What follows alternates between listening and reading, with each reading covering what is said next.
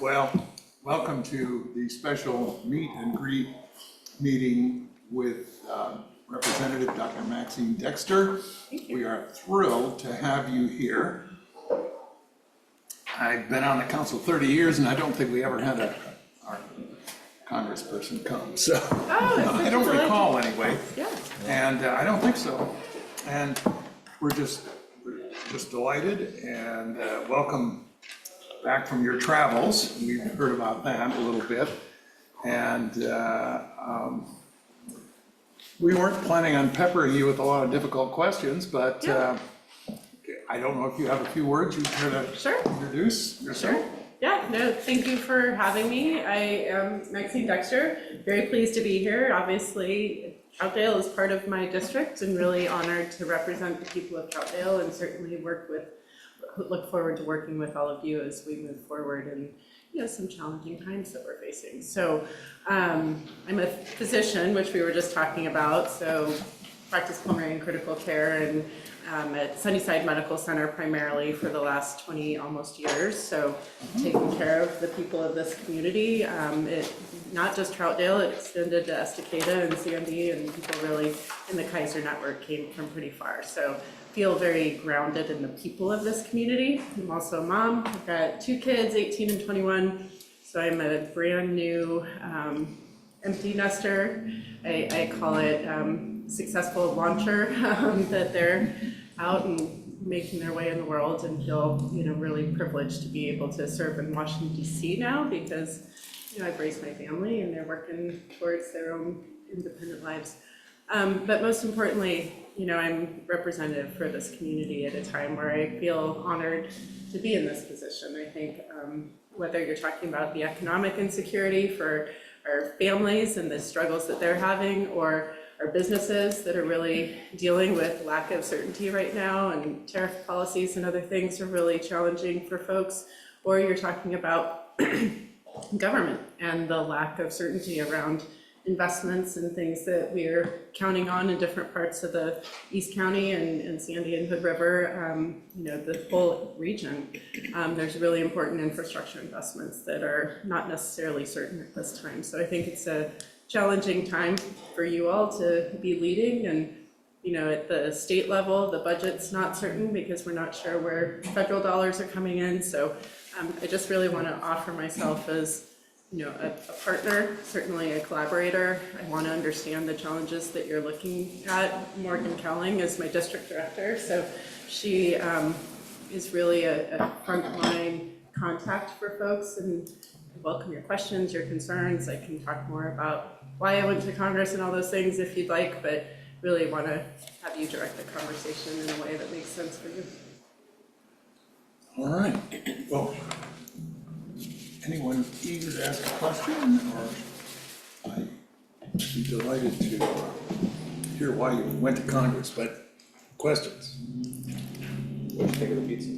It's great. I haven't had one of those before, but I wouldn't let the crust go away because I need to still have that. But yes, thank you for sharing. It's great. We appreciate you being here. Yeah. And definitely, as questions will continue to come up, I'm sure even after this point, it's nice to have a face to the name and be able to meet with you personally and everything. So I'm sure we'll be reaching out over time as well. So thank you. Thank you. Carol, anything? I would like to know what your plan is to keep East County unique, because we're not Portland, we don't want to be Portland. What do you have envisioned for East County? Yeah, what I hope everyone here understands is that my job title as well as my job description are one and the same. It's representative. So my vision for Troutdale is not what's important. What's important is the vision of the people who live here and who want to live here and who want to raise families here. I think that what I understand from talking with a lot of people, nowhere near as many as I'd like to, but that lots of people have been displaced to East County from places in Portland because it's unaffordable, or job opportunities and other things. What I want is the same thing that people need everywhere: a resilient community where they feel connected to their neighbors, connected to their, cultural backgrounds or faith institutions or, whatever it is, that we really build a community that can be supportive and resilient, not, isolated islands where people don't feel connected. And I think that some of the challenges in this area have been due to our lack of investment, whether it's mass transit, hospitals and school, the infrastructure and the school districts in East County have some of the highest or lowest attendance rates, highest, chronic, oh my gosh, all of a sudden, forgive me, I have been up a long time. When you don't come to school, chronic something, sorry. Thank you. But also just the infrastructure for the schools. And it's really hard for a community to raise children who feel pride and excitement about going to school when they don't have the access to the robust programming that they deserve, the food security that they deserve at home. Sorry, my husband's probably wondering where I am. He's worried that I am not back yet. Is that your job, Morgan? No, my staff is not responsible for my husband. No, he doesn't know that, he knows I landed and that's all he knows. So, but I think that strong schools, well-funded public schools is how I got here. My family, I'm first in my family to go to college. I'm a working class kid. My dad never thought that any of us would go to college. That wasn't part of how we grew up. It was, Teamsters and trucking business had really kept our family afloat for a long time. And so for me, it was teachers who had the time to notice me and to help me find, the mentors that I needed that really helped me be successful in life. And I see that throughout East County, that our teachers don't have the time and the capacity that they need for their kids to get the individual attention that they deserve. And, they are doing a hero's work with untested capabilities to navigate the times, whether it's dysregulated kids or hungry kids and kids with, families with addiction issues. And, it's too much for our school system and we haven't given it the structure that it needs. Childcare, it's not the same as when, I could run around to any of my neighbors' houses and there was somebody home. Like, that's just not what's real anymore. And so resilient communities are grounded in stability, and we have not created that in East County particularly. I know it's not true anywhere in the United States right now, but East County has been disinvested in for decades, probably as long as it's existed, quite frankly, because West County has always taken a lot of the investments, and I understand that, but I don't understand how we still have roads that aren't finished and sidewalks that aren't present and highways that run through communities that really used to be connected. We need to do better. So maybe that's right, maybe it's wrong. I wait for the people of Troutdale, Fairview, Gresham to help me understand how I can help with that. While you're on the education, Oregon school funding. Yeah. I think pretty much every school district is cutting budgets now because the money just is not there. Yeah, so I'll answer that with two things. One, I had much more jurisdiction over that when I was at the state legislature. Obviously, they're the ones funding the vast majority of our education, and we have really eroded the staff at the Department of Education at the federal level. So Title I funds, the special ed funds, we are potentially not going to get those dollars out the door in every school, I believe, in most of the districts in East County are Title I schools. So those are going to really impact our districts. Those dollars haven't been taken away, but if there's no one there to distribute those dollars, I'm very concerned. They'll probably get out for 26, but probably won't after that.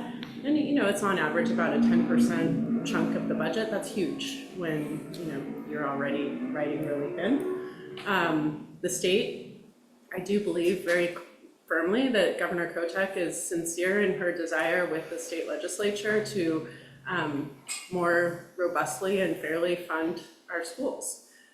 They are in an impossible situation right now because of the federal funding being completely up in the air. How do you make a robust discussion and a decision and then find that the funds aren't there? And Medicaid cuts dramatically impact East County. My district has the second highest Medicaid population in the state. 59% of the district is children are on Medicaid. You know disproportionately that is truer in East County than in West County. So we know that, it's probably over 60% of kids in East County are on Medicaid. If we got Medicaid, that destabilizes families across this area. And if you don't have access to healthcare, you don't have stability for employment, it's really an economic disaster as well as a health disaster. So I got to that from education because if Medicaid cuts come, then our state is really in a challenging place because we don't have the federal matching rates for Medicaid that we depend on to fund our budget. And so then we're probably in a situation where impossible decisions are being made. Glenn? Jesse? Oh, Ray. Sorry, Ray. Representative, different topic. One of the things that cities like ours really depend upon is people with deeper pockets to help us with infrastructure projects. Yeah. You may not have noticed, but we have a $5 million new park and trail going along the Sandy River. Over about 2/3 of that money came from Metro and the state of Oregon. That's the lead-in. A lot of other projects we want to do in town. I've talked to Senator Merkley's office about helping with earmarks and stuff for a bike hub we're putting in downtown. Generally knowing that the president has in the past expressed support for infrastructure projects and bills, is there any wind within Congress to be able to come up with a bipartisan bill for infrastructure? What do you see on the horizon in that realm? The infrastructure investments that have already been promised are being pulled back by this administration. So I don't necessarily believe that there is a sincerity in an investment in infrastructure right now. We've got a bridge to cross the Columbia between Washington and Oregon that, that investment's really at risk right now. The bridge in Hood River is at risk. I think we've got questions and we will figure this out.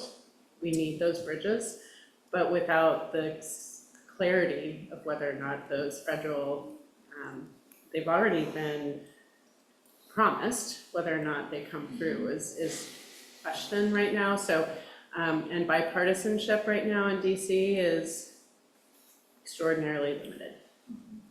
So if it is something that is infrastructure investments that we all agree on, I think there's much more of a opportunity.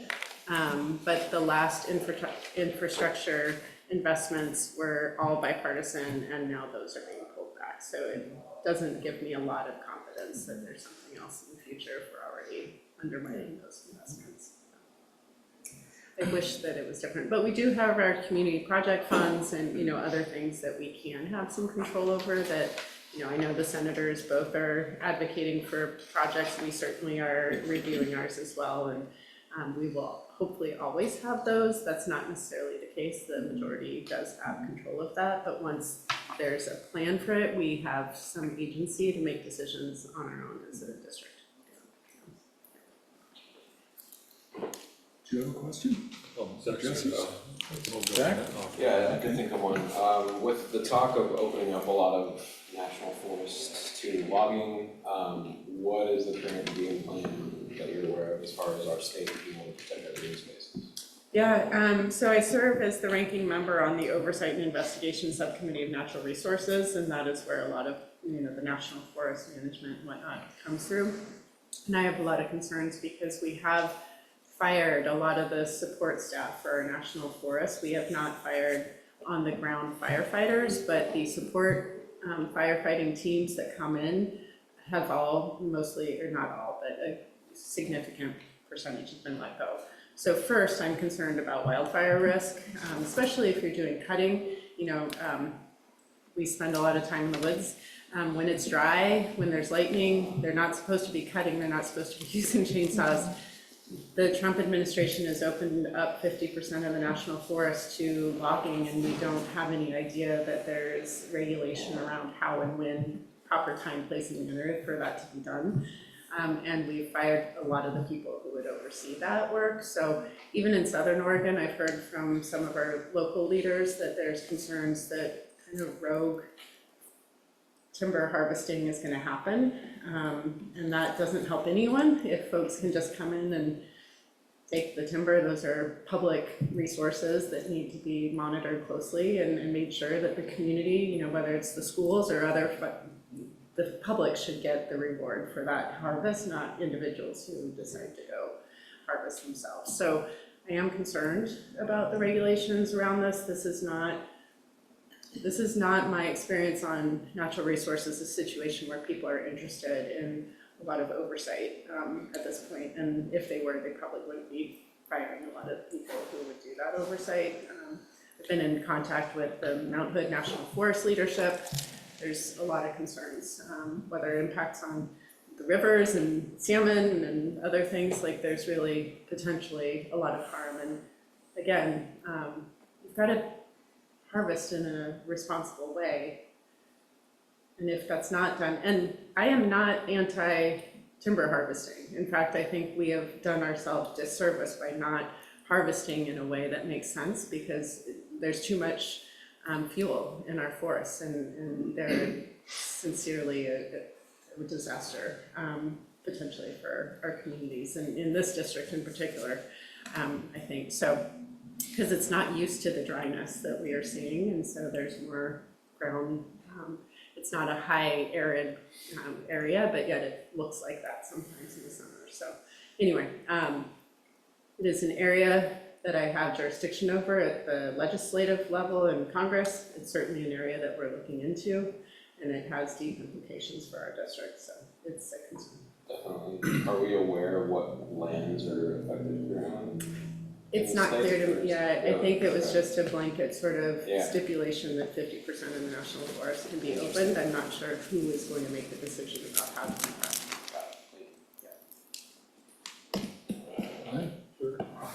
Hi, Representative. Hi. I don't know if you're aware, but the Mount Hood Community College is going to try to pass another bond in Yep, May. And I'm on the ballot as Okay. a supporter. we're hopeful that it'll pass, but you may have already answered this question. My question is, if it doesn't pass, are we going to fall into the same problem with defunding infrastructure? Or do you think you could secure funds to help that school out? Yeah, I don't think there's a mechanism for federal funding for the community college out of cycle. So, and I don't know, especially if a bond fails, I think that that's going to be challenging. The community, I hope, will see the value. Mount Hood Community College is a gem, and it is such an important partner for our local districts, and certainly for the career training and education advancement of our community. So I'm very deeply committed to supporting it to success, and I'll do whatever I can to help get the bond passed. If it's not passed, then, you know, it really will go back to the community, I think, to decide what to do next. And we're also facing huge police and fire increases because we contract with other cities in the county. But on the fire one, I noticed one of the things you can do is you can try to get money for fire. Yeah. And if we join a district, they'd be asking us to build a fire station and buy an apparatus, and it would almost double our tax rate in the Fairview, Woodville, and Troutdale. So any type of funding like that would really help us out. Yeah, I think that, I mean, Morgan might be able to speak to, you know, the parameters around fire investments with the community project funds. I'm guessing it's not part of that, yeah.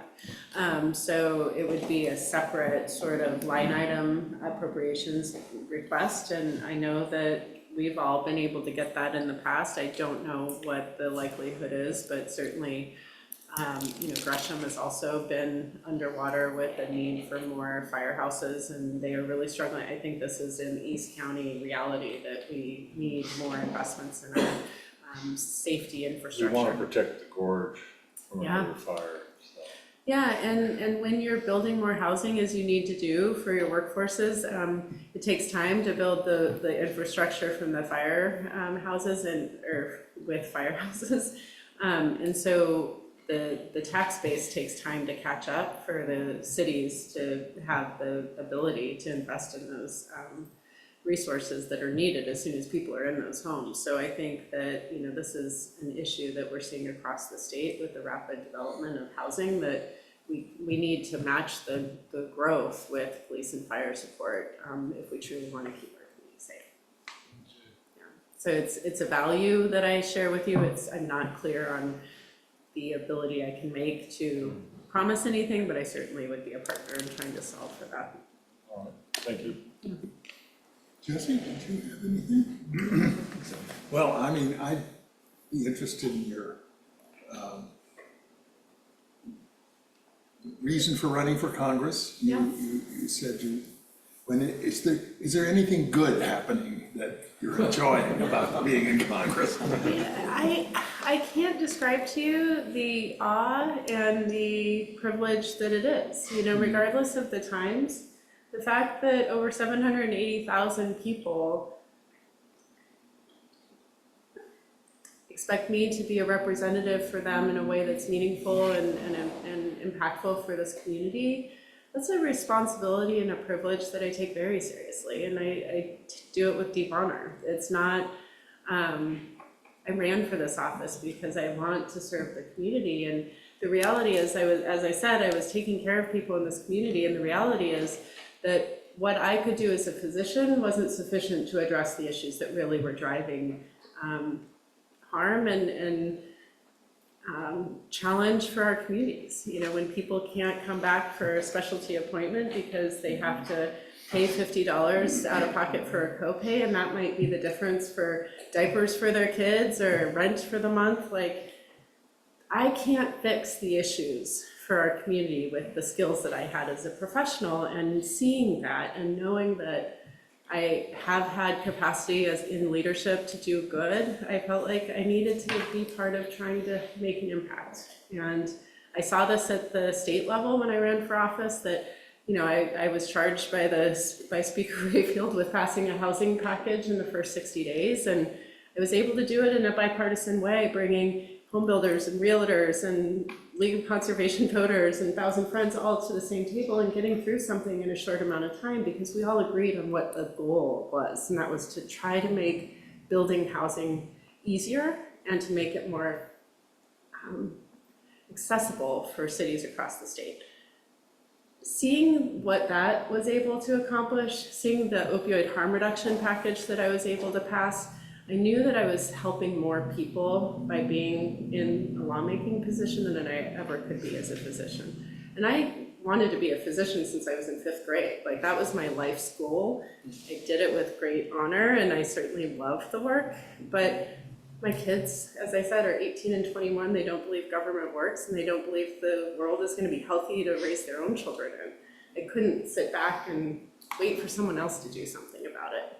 And that's kind of how I've lived my life. If not me, then who?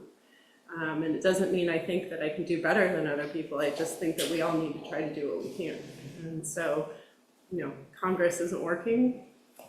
We know that. It's not known for its functionality. I'm somebody who sits on the precipice of privilege. I was given opportunity with a well-funded public school system and affordable higher education. That opportunity door has been closed largely behind me. Working class kids don't have the ability to pay their way through school and live in a city and go to school and be comfortable. I worked a part-time union job and paid my way through school. I don't know anybody who can do that in this region anymore. So it is incumbent upon me to try to make that possible for kids, because it shouldn't be an elitist opportunity to go to college or to be a doctor. It should be everyone's opportunity. Well, carry on with the good work. Thank you. You're quite an inspiration to to us all. And I hope we'll have a bike hub, Yeah, whether it gets any federal funding or I not. saw that on the list. I think Yeah. it was number 2 behind Tad's. And we'd love to have you cut the ribbon or whatever. Yeah. We'll work it into your Hey, schedule Earl if might it's fight me possible. for that, but I'll. Yeah, Earl would yeah. love to fund bike hubs, you know Earl. Yeah, I'm sure, yeah, But, so, I know you've just gotten back from probably a very tiring trip, so we don't want to keep you too long. But if you have any closing remarks or anything, otherwise I think we'll let you go. yeah, I just appreciate the opportunity to meet you all, certainly hope to build more opportunities to work together. Please know that our office, we're taxpayer funded, we're here to serve. There's folks who are struggling with social security issues, visa issues, immigration challenge, don't hesitate to send people our way. Those things, veterans, benefits, we have a team of folks who want to be helpful, and I think folks forget that that's part of our job. It's not an imposition, that's part of what we take value and pride in doing, so please make sure to send people our way when there's challenges that you think we can help with. I look forward to working together. Well, when I met you at that, whatever it was called with Congressman Merkley, or The Senator town hall, Merkley, yep, one of your staff, Carrie Yep. Wilkinson, or something like Carrie Williamson. Williamson, Yep. came up and introduced herself, and I bent her ear a little bit about trying to reopen a local restaurant that's in the National Scenic Area and is having zoning issues, Tad's Chicken and Dumplings. And we'll definitely be calling on you if we need. It sounds like an interesting some- challenge, so. Yeah, it's unless we proving can- to be. Yeah, It's proving to be, we but put a bridge over the street. whatever, yeah, whatever. Infrastructure money for Yeah, that? exactly, it's no problem. But anyway,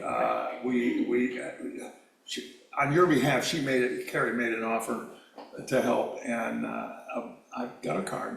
And Morgan knew exactly about it too, so Yeah, we are, okay, well, good. please don't hesitate to keep reaching Well, out. we'll have a celebratory dinner at Tad's someday, maybe, but Looks forward to it. in the meantime. And not dodging cars as you try to get across from the parking lots. It wasn't a problem for 50 years, so I don't think it'll be a problem, but you never know. Yeah. Anyway, thank you again, Yeah, and come back anytime. all right, thank you so We're much. delighted to have you.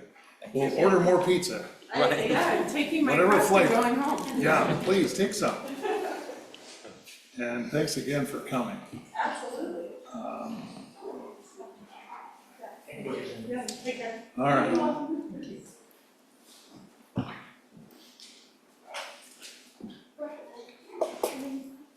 Well, that really was an honor to have her visit. Well, we'll move on to the, urban renewal area work session, which has just one agenda item, which is looking over the proposal, I believe. I don't have the agenda in front of me, but I'm sure we need to call the roll and get that meeting started, so. And it wasn't scheduled for 7, it was scheduled for after we were done with the meet and greet with the representatives, so let's move right along. Yeah, please call the roll. Director White, Here. Director Davidson, Here. Director Lamy, Here. Director Andrews, Here. Director Allen, Here, Director One, Chair Ritma. Here. All right. And I will, this is a special meeting of the Urban Renewal Agency of the City of Troutdale. We're going to be reviewing what TCAB went over, the recommendation for developing the site. And I'll start off with public comment, which is on non-agenda items. We always open it to public comment. And this is on non-agenda and consent agenda items is welcome at this time. We have no consent agenda items, so public comment on agenda items will be taken at the time the item is considered. Public comment should be directed to the presiding officer and limited to matters of community interest or related to matters which may or could come before this agency. Each speaker shall be limited to 5 minutes for each agenda item unless a different amount of time is allowed by the presiding officer with consent of council.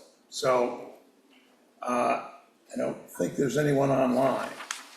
So in the room, does anyone wish to address the Urban Renewal Agency of the City of Troutdale about a non-agenda item? And not seeing any, we'll close public comment and move on to review and discussion of TCAB's recommendation regarding the request for qualifications for the Confluence.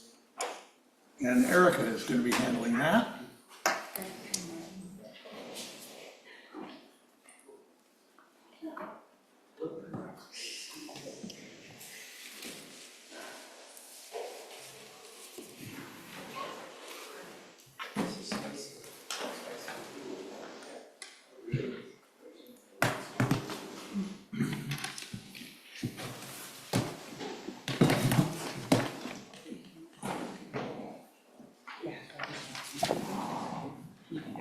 So if you'd start off, just state your name for the record.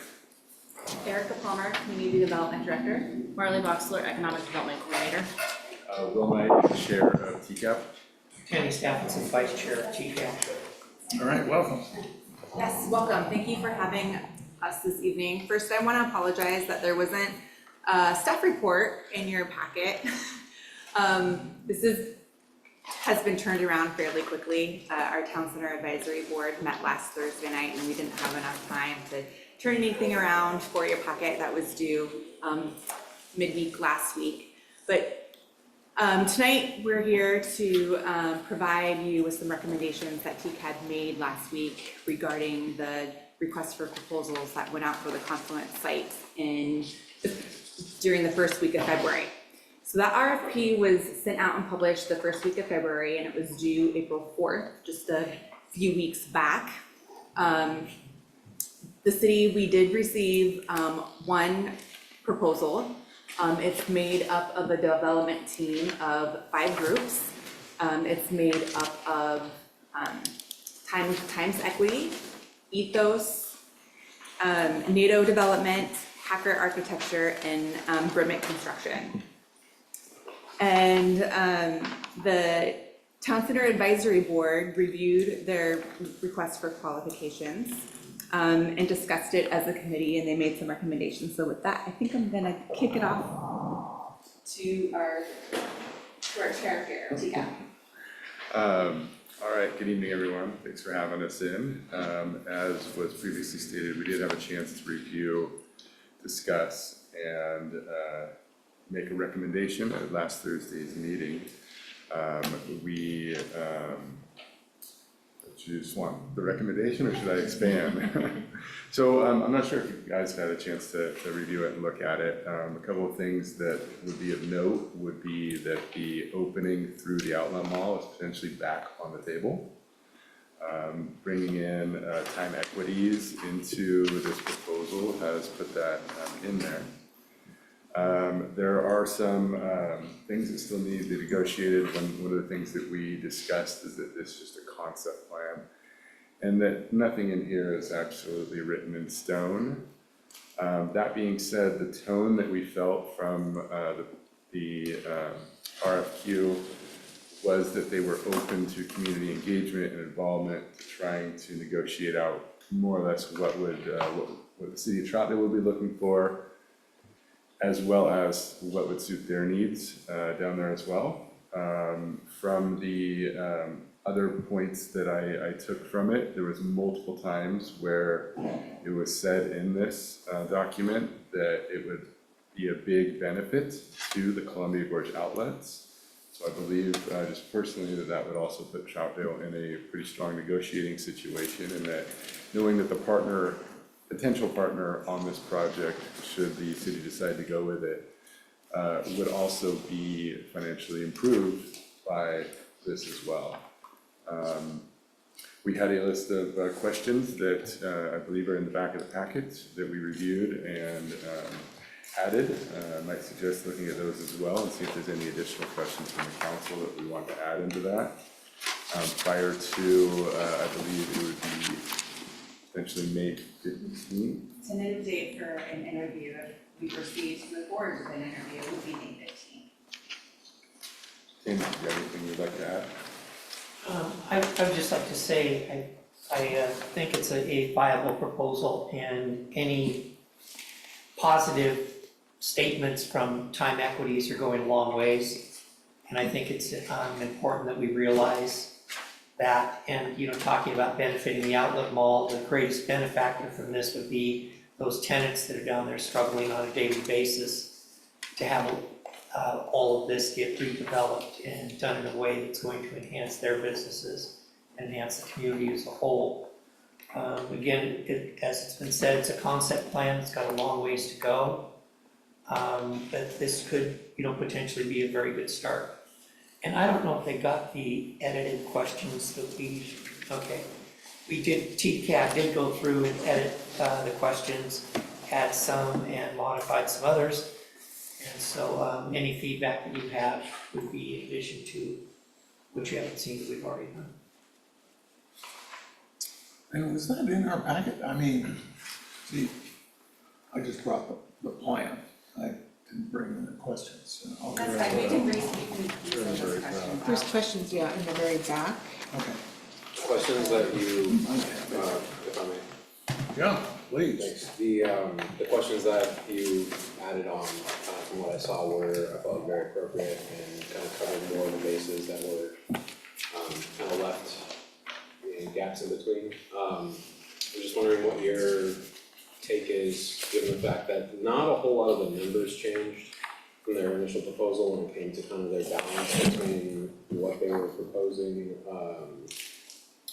between residential, types of residential, commercial, there's some slight changes, but given the fact that they ended up the last choice last time around, and there's not been too many significant changes in that regard alone, just wanted to hear your thoughts on that. Well, I don't believe that we really discussed that portion of it.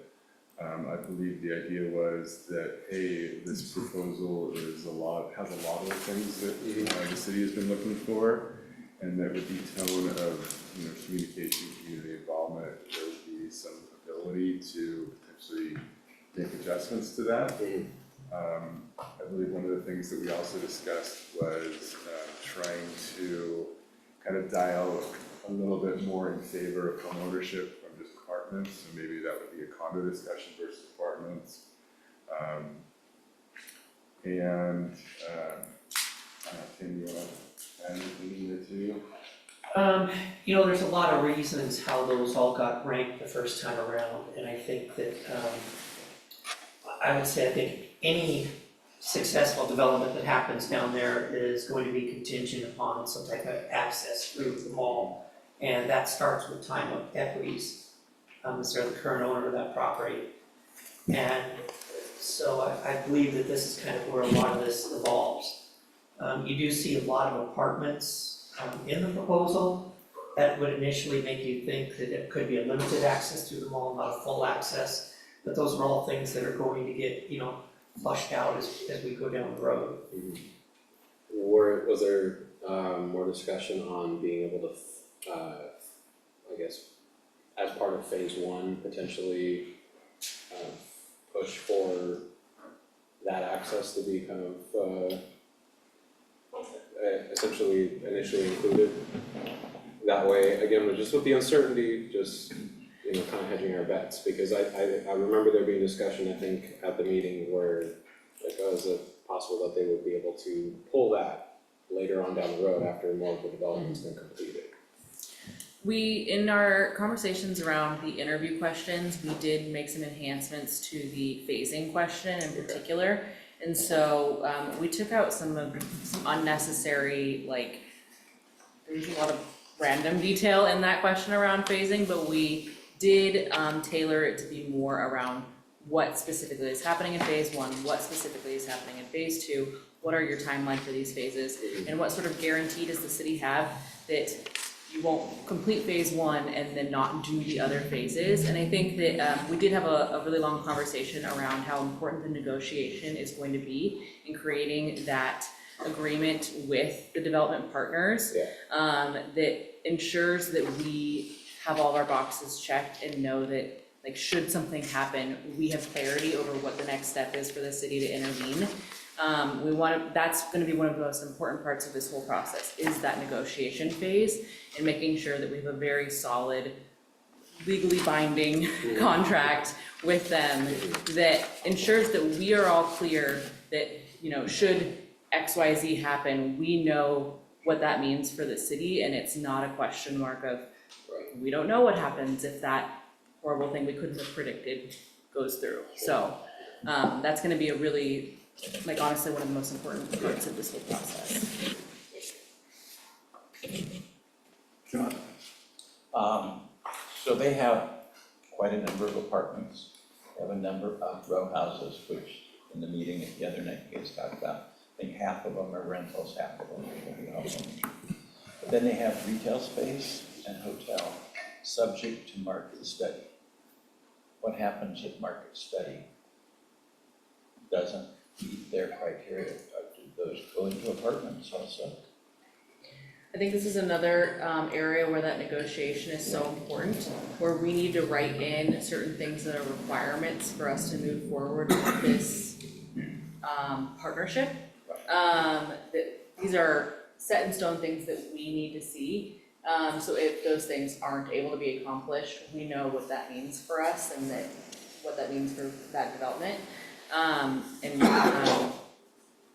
goal was to have a destination. Yes, And if it's just apartments and row houses and no hotel and no retail. right, You know, you got a beautiful park down there for the right. tenants. Pending market study puts a lot of question marks into what the future development could be. Right. And we did talk about how phase one will likely be a lot of the multifamily housing development, because that is something that can immediately start bringing in income for the development, for them to then pursue the next phases. It also gives some establishment to the development to be able to go look at hoteliers and say, we have proof of concept, people want to come here, you know, and so it helps them in their marketing as well. But this is why that negotiation and having a very clear agreement with them is going to be extremely important to ensuring that the city has a clear understanding of what we can expect from them, and they have a clear understanding of what they can expect from us. And we know, you know, if one thing happens, what does that mean? Yeah, right. Mayor, I'm going to alert our city attorney so that he can wake up. I see he turned his camera off to make sure Ed's gonna be ready for this question.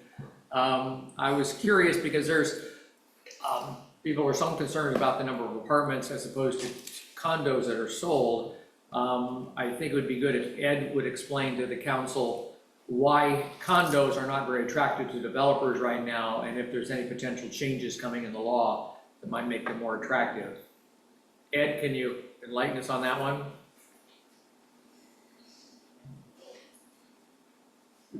Okay, must have vanished. The short answer is, the way the law works in Oregon, condos, if they're built and sold, the exposure for the developer goes potentially years and decades for any defects in the construction. So in Oregon, a lot of condos are no longer built until the law gets changed, which protects builders from any potential defect claims 10, 20 years down the road.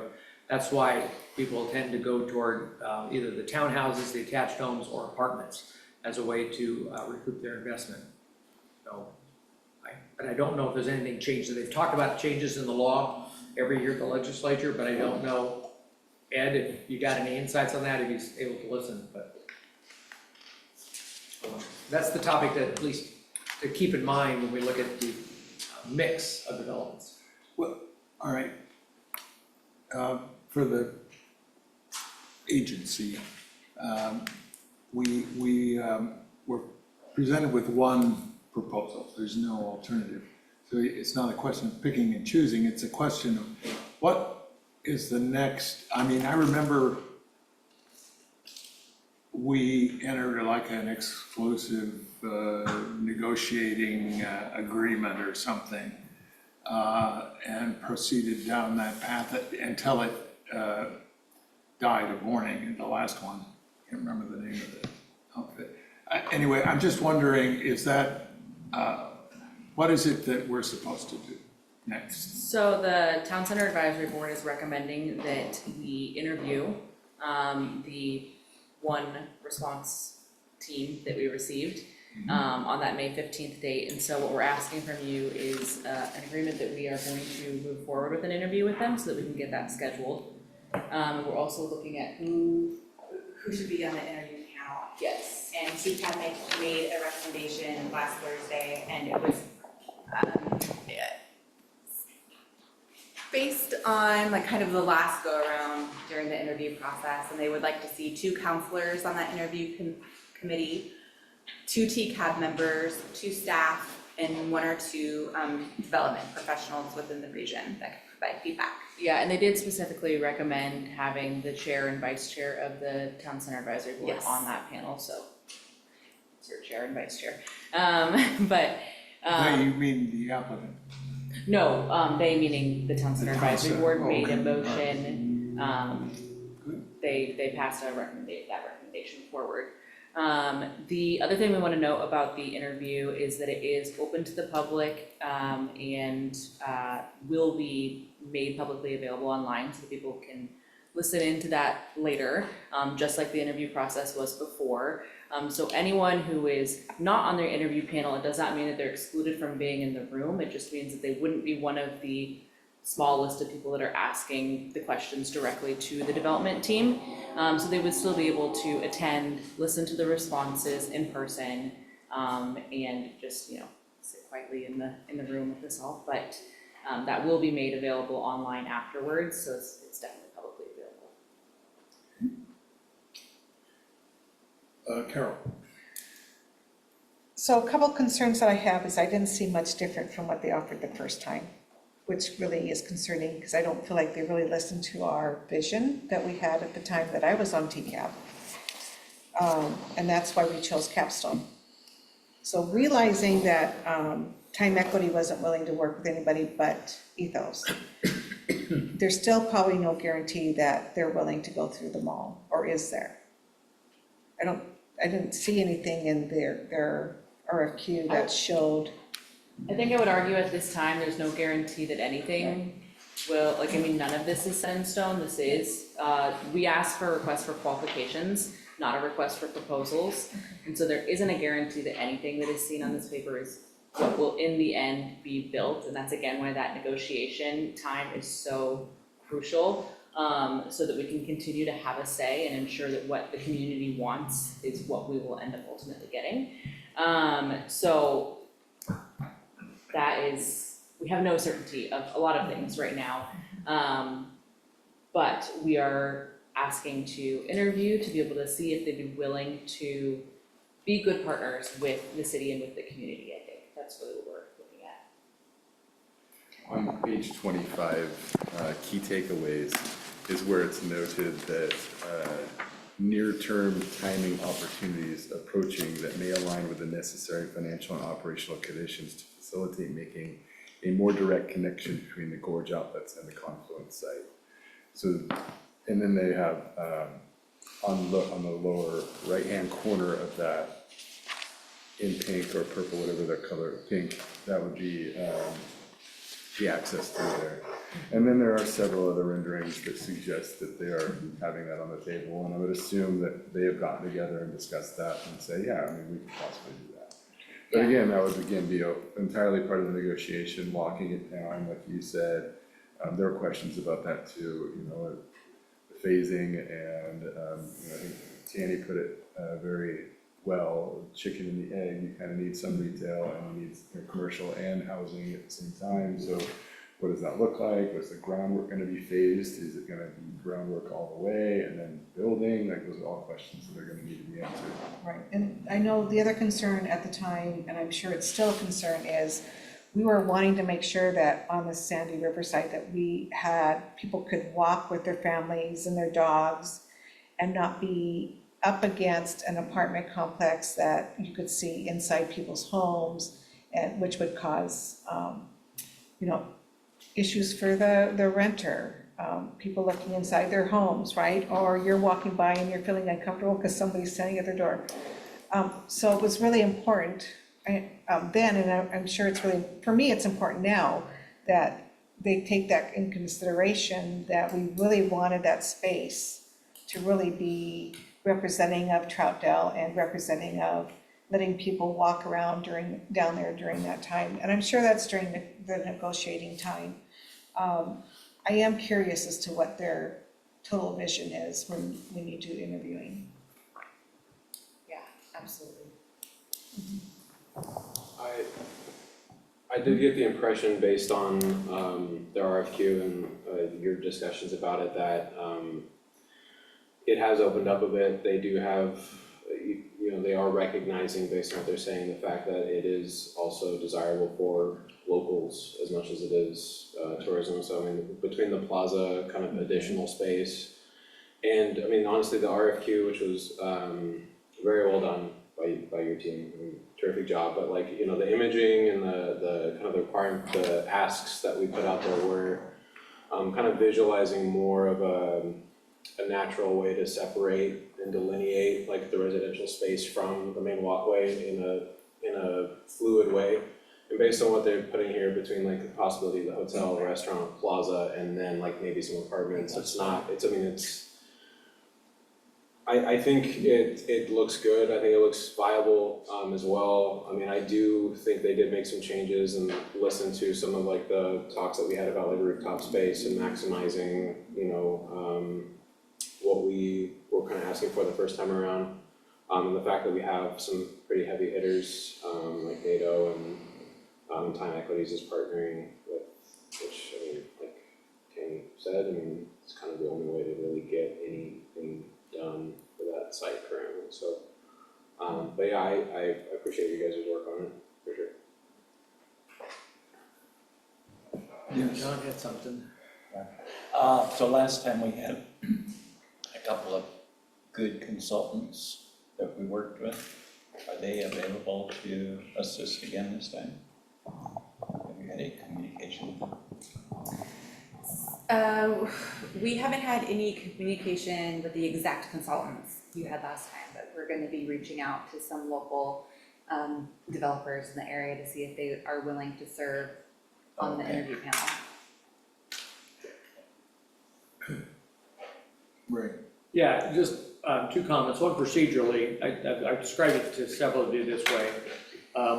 This process was set up in hopes that we'd have more than one offer. And so going through the evaluation of the RFQ, make sure it met the minimum requirements tonight, make sure it met the minimum requirements, and then the interview to confirm some of your concerns. But then when that's done, we enter into an exclusive negotiating agreement like we did with Capstone, and that's when the real work begins. As I describe it as being, then you get engaged, but you're not married yet, and you work over the next process. I think with Capstone, we spent 6-7 months with them to get to that point where they couldn't move forward. But that's when we work on the details, is after the interview and you select them, then we do the exclusive negotiating agreement. It's always, and I think sometimes I feel like repeating myself, or I don't remember who I told these things to. We all have to remember that these are companies and people who are going to be wanting to invest $100 million or more into the city of Troutdale. And they would not be doing it unless they had a proposal that they believe could make money, which means it has to be successful. Successful for the community and successful for them to make money. I believe that the only opportunity for us to make the mall integrated into this development is to involve Time Equities.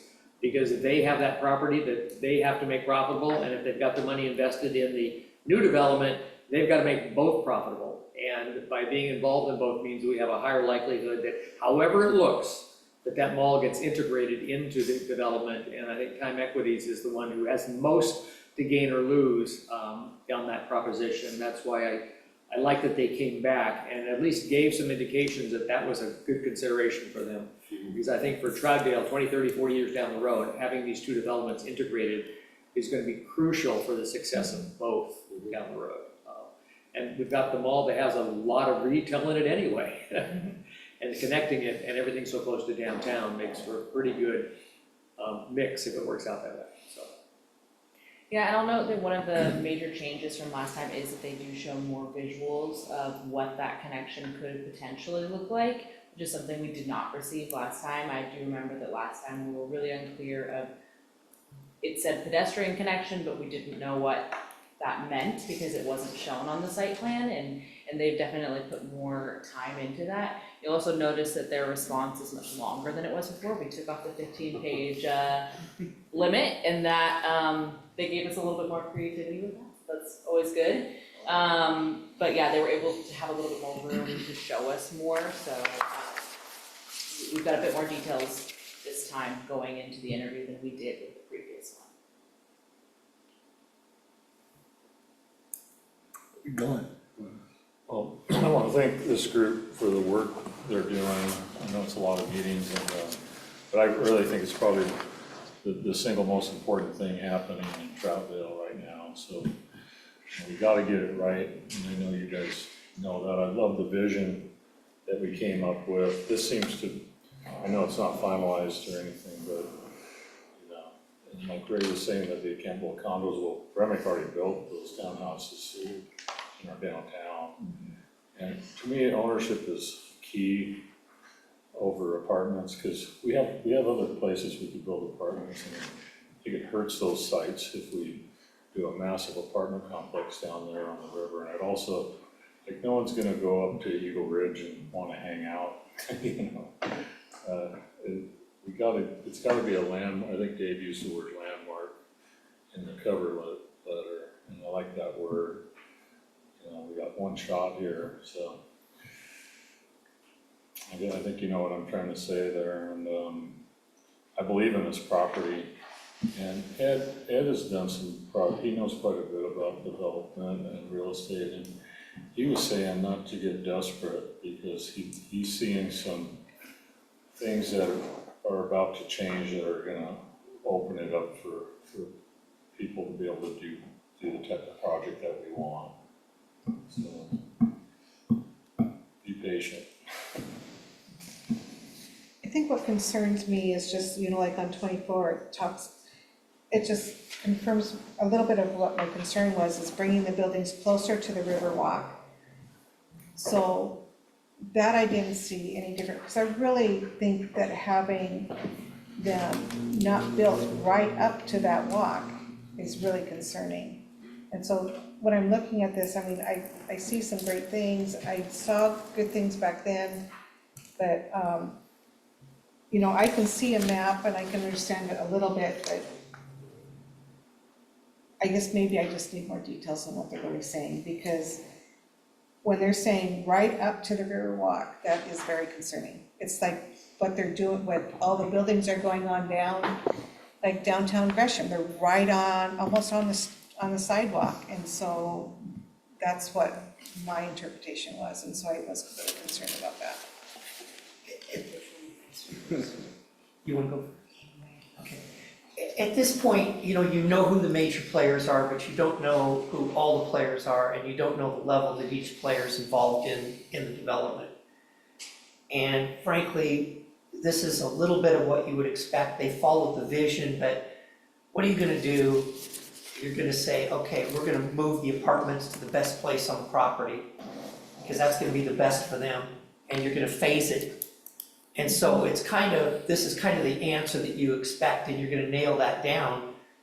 I would expect somebody to come in, bang, $150 million development in a year and a half, and this is what's gonna happen, and it's all gonna be great. I think the rest of this is things that are gonna have to be worked out and nailed down. I think they've given us what we asked for. And now, we've gotta go through the rest of or at least part of the process to figure out if this is gonna be what's viable for Troutdale or not. The other thing too, this is just me, I'm kind of excited that we did get a proposal, given everything that's going on, the cost of labor, the cost of materials, uncertainty in the economy, possibility of a recession. Do you want me to keep going?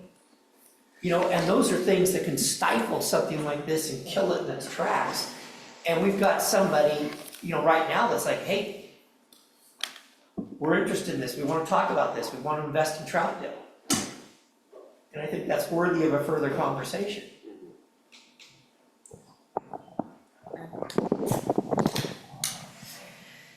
And, you know, right off the gate here in this proposal, they talk about community engagement and what that's gonna look like. And because this is just kind of like a concept plan, kind of hitting the notes that we had in our RFP for what we would like to see. When they come and they talk, when they come out here and they talk to the community, I'm sure, Counselor Allen, they're gonna hear from community members talking about that edge and what that edge will look like from the park to the development and how that will interplay with everyone. And that comment also did come up in our meeting, and I believe it was added to the list of questions in discussing that. And I also believe there was another topic that we haven't talked about, but we felt was important during the meeting, and that was the TIF financing and what they're gonna be prioritizing to build and looking for creative solutions to make that money go further, or bringing in other creative solutions to fund the things that we know that we really want, that are important, you know.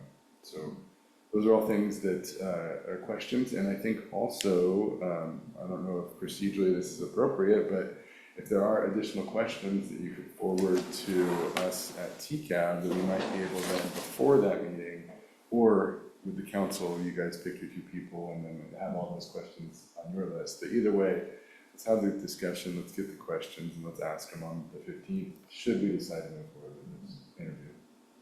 Yeah, one other thing I'll add is that during TCAB, we did talk about how we've done so much community visioning, but we haven't really talked about site design at all. And we haven't done, you know, the community design charrettes or any of those sort of things around what do we want it to visually look like out there. And even in the conversation tonight, I know that there's, you know, there's different housing or building typologies that we might not all recognize as the same thing. So apartments might mean something to one person, but there's different styles of apartments. Right. So like Eagle Ridge is a 3-story walk-up apartment where the ground floor is all residential, but the 5-story elevator buildings are mixed use with commercial on the ground floor. And so those have different feelings when you are in those spaces and when you're interacting with those types of buildings. So I think that there's a lot still that we can do around what, getting down to the nitty-gritty of like what specifically, like what is the intention behind what we want in design. And you've given so many good comments around, you know, wanting it to not feel like you're in someone's yard or you're peeking in their window. And to me, what I hear is that having ground floor commercial is the right choice for that riverfront versus ground floor residential, because then you can interact with that space. You can go to a restaurant and dine on the riverfront, or you can go into a retail shop. And so that helps inform us then when we have conversations to say the community wants ground floor commercial along the riverfront. If there's going to be ground floor residential, they want that setback away from the public park. So those conversations, we still have so many of them yet that we have to do to be able to help inform what the site plan ultimately looks like in the end. And we had so many good conversations at TCAB about like how exciting that is that we haven't done this yet, and we get to, there's still this whole part ahead of us that we get to do. We've only talked about the vision. Now, potentially, we get to talk about what it could ultimately look like. It sounds like from what we're talking about here, we're all on the same page. We all want that area to be used as a destination spot. I don't really hear anybody advocating for more apartments here. I'm excited that, is it Time Equity is the owner of the outlet mall, or the outlet mall is, engaged in this. I think that's a real opportunity. I'd be curious, if we enter negotiations and for some reason it falls through, for whatever reason, what's the next step? Do we open it Do all back this up? again. Do we just open it back up? Get more hours? Yeah, you know, you guys can suggest otherwise, but you probably want to wait a year or two because you want the market to change. Because we had 2 other people interested and they just couldn't make it pencil out. Because it is a tough time right now to be developing a lot of things. So that's the concern. And while I'm talking, if you look at the property lines and stuff, there is, most of our trail, we still own the property on the apartment side or the development side. We still have 10 to 20 feet normally that we own anyway along that edge. And there's also 3 parks, playgrounds that are set up along the apartment side of the trail, so that provides a more of a buffer to the apartments also. So there is some built-in buffer already because we own that property because of all the 3 playgrounds that will go along there. Yeah. It's real exciting. Yeah, I'm excited, but you guys were down there Friday walking around, they started pouring the observation deck today, which is kind of cool how it sits out there. Yeah, and we talked also about terracing too. You know, there's different ways that we can sort of create that visual and physical setback, even if it's not moving the building. And, you know, the ground floor commercial, the terraces, there's so many things that we can encourage in their design to help achieve our ultimate goal of making it feel like a place that we can all go to and connect with, and it's not privately owned or only for the people who would live down there, it's for all of us. So. I mean, I am excited. I mean, I'm glad we got somebody. I just have concerns and reading a map is very difficult for me because I can't visualize it. So I have to have, you know, like visuals really to be able to understand everything that they're trying to propose. But I do have a question on the negotiations. Who's involved in the negotiations and how does that work? I don't know how that process is. Before, that was primarily Ed and I Okay. were involved in it, and I don't know if Ed's back on the call. CM must be. But yeah, we would be involved in the process of, we already have one now. If you want to look at a sample one, we already had one signed for the capstones. If you want to see what they look like, I'm happy to send it out to everybody. Why don't I do that? I'll just send everybody the one we signed for the capstones, so you can kind of read through it and kind of get a feel for what is in that exclusive negotiating agreement. Because it is the chance for you to get, this is a great vision of what they want to do generally, but it's that period of time that you really nail down what in actuality are they going to do. Because we'll have an agreement then after that development agreement where they will be required to follow through with what they told us they were gonna do through that period of time. So I'll find that and send it off to everybody. Okay. I mean, I was on listening to you guys talk. You guys had some really good conversations going, and I was really proud that I left a wonderful team together to do this job. So I appreciate you all. Yeah, Zach. Yeah, I just had one other question. I don't know if it made it into any of the edits. I know one of the things that had been discussed previously was if there was any more specifics when it came to potential like partners for kind of like coming in with turnkey community presence. Yeah, presences, exactly, businesses.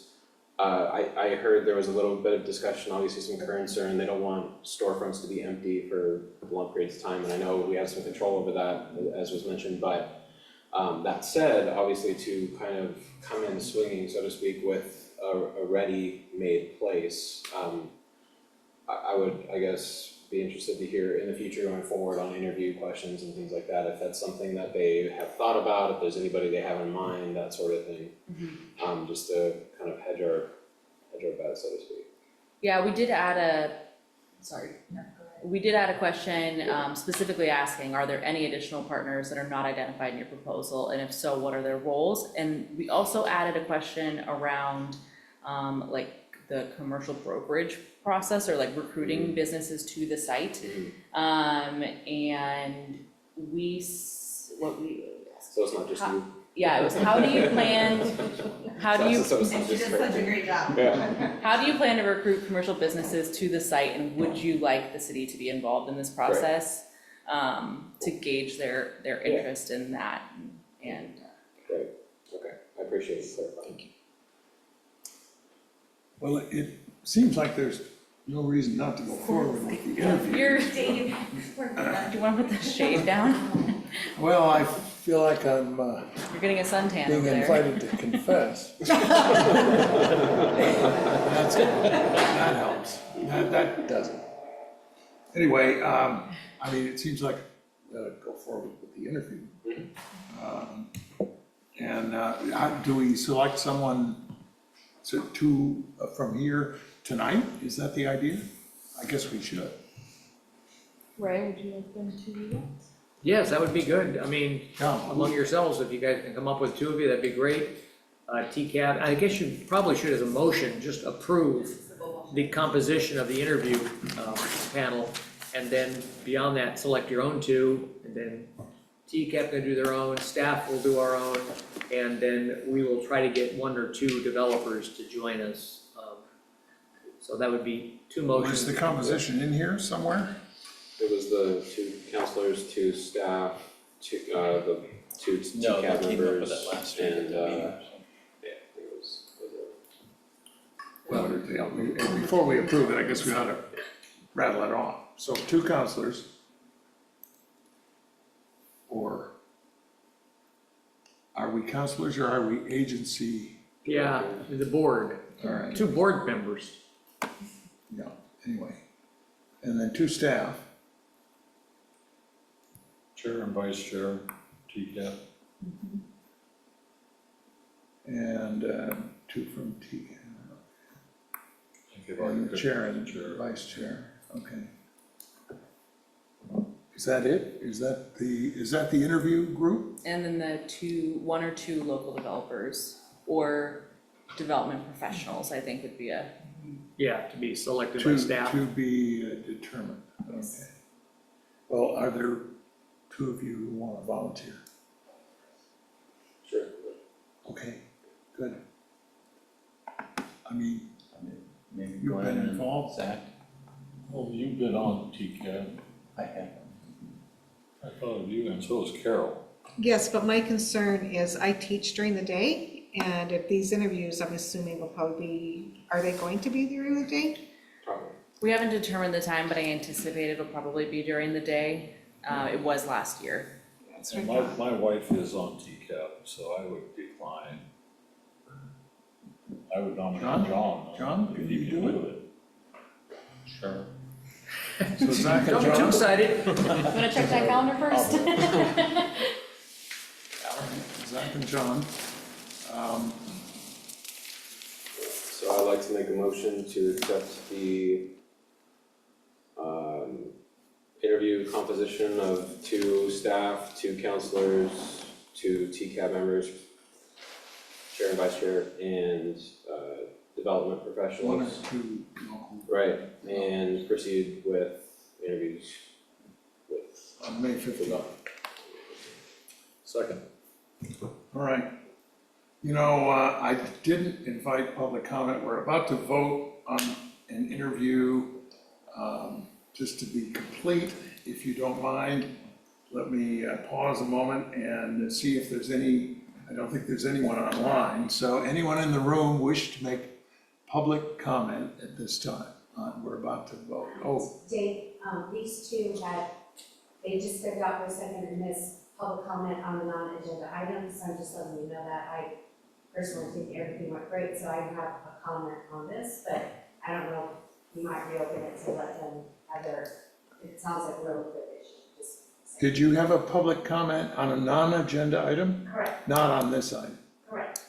All right, well, is there anyone who wishes to comment on this item? It's been moved and seconded.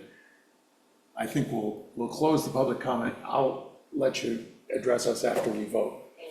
So call the roll Sorry. on the motion. Director White, Yes. Director Davidson, Yes. Director Laney, Yes. Director Andrews. yes. Director Allen, Yes. Chair Rittman. Yes. All right. Anything else we have to do? I did have, Yes, before we go close ahead. out altogether, you know, nothing against, Ed and Ray, but I think someone from TCAP should be on that negotiation team as well. There are 2 We on. can, No, I'm talking about when they actually do the Oh, I negotiation. well, we'll cross that bridge. Okay, It's coming. all right. We haven't gotten to that point. It's, And I agree with you. It's just, Okay. we'll cross that bridge. Yeah. Okay. Well, before we adjourn, I will Thank you. accept, Diane saved the day for you by suggesting you weren't here when I invited public comment on non-agenda items, so please come forward. I saw you here when the yeah. representative was She here. was They at, stepped we were out. actually out talking to her. I stepped outside really Very good, it's your turn. Hi, everyone. My name is Hi. Ruby. I've lived in Troutdale for about 4 years now. And the PBOT recently, they released it's called the 2024 Deadly Crash Report. And I know it's specific to Portland, but the reason I want to bring that up is because they have some really scary statistics about pedestrian deaths in Portland, and a lot of them are around speeding. And so in the 4 years that I've been here, I've done some soft data analysis of everybody that passes the stop sign where I live. I live on 13th Street, and about 60% of everybody just blows right past that stop sign. I like to take walks in the evening with my husband. My neighbors, they have small kids in the area. That stop sign does not have those glow in the dark signs, little like lights. And it also, there's no speed hump or speed bump by there. Now, I'm not asking for money, because I know we probably don't have a whole lot of it. I just need a green light. Like, if there's a way to green light a project where we can have people slow down, I'm sure our community will fundraise to get that in there. I just would like to know what that process is, because every time I drive by that stop sign, I'm very fearful that someone's gonna hit my car. And I drive an electric vehicle, and I don't know if you've ever sat in an electric vehicle, but they kind of feel like Barbie cars sometimes. And I just feel like a big truck is gonna come crush it. And so I don't know what that process looks like, but I do know that it's not safe. Could we refer her to somebody? Yeah, I'll take care of it. What, 13th and what? Where do they live? It's actually like a little cul-de-sac, so it's 12th and then turns into Southeast Yes. Harlow. It also doesn't have the stop sign printed at the bottom of it either, it's only a sign. Okay. So near 13th and Southeast Harlow? Yes.